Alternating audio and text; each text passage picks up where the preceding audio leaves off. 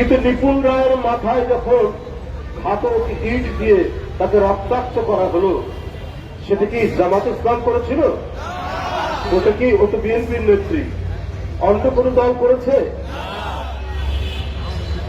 করেছে কারা? এটা নিশ্চয়ই দিল্লির কর্তা ব্যক্তিরা জানেন। কই সেদিন একটা স্টেটমেন্ট, একটা বিবৃতি দিলেন না কেন? নিপুণ রায় চৌধুরী, সে সুপ্রিম কোর্টের অ্যাডভোকেট, বিএনপির এই অঞ্চলের সভাপতি এবং বিএনপির জাতীয় নির্বাহী কমিটির সভাপতি। নিপুণ রায় চৌধুরীর অপরাধ কি? অপরাধ একটাই, সে বিএনপি করে। এই কারণে তার ভাগ্যে বিবৃতি জোটেনি। বাবু বয়স্ক চন্দ্র রায়, তার শ্বশুর, তাকে নির্বাচনের সময় প্রচন্ড প্রহার করে তার মাথা, শরীর রক্তাক্ত করা হল। এই জায়গাতেই তাকে রক্তাক্ত করা হল। সেই দিন দিল্লির পররাষ্ট্র দপ্তর কেন বলল না যে হিন্দু সম্প্রদায়ের মানুষ বাবু বয়স্ক চন্দ্র রায়, তাকে গ্রেফতার করা, তাকে আঘাত করা এটা ঠিক হয়নি, মাইনরিটির উপর আক্রমণ করছে? এ কথা সেদিন কেন বলেন? বাবু বয়স্ক চন্দ্র রায়ের অপরাধ, সে বিএনপির একজন জাতীয় নেতা, জাতীয় স্থায়ী কমিটি।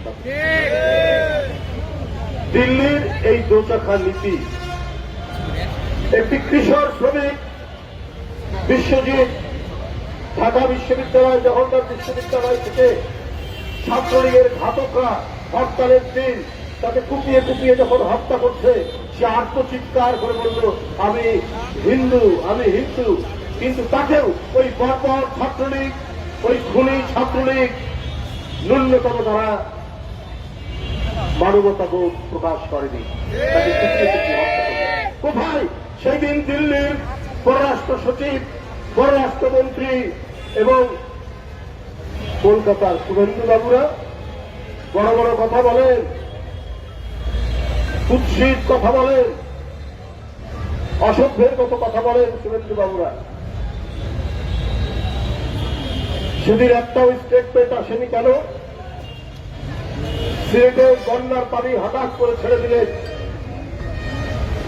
সেই বন্যার পানিতে কি শুধু মুসলমানের বাড়িঘর ভেসে গেছে?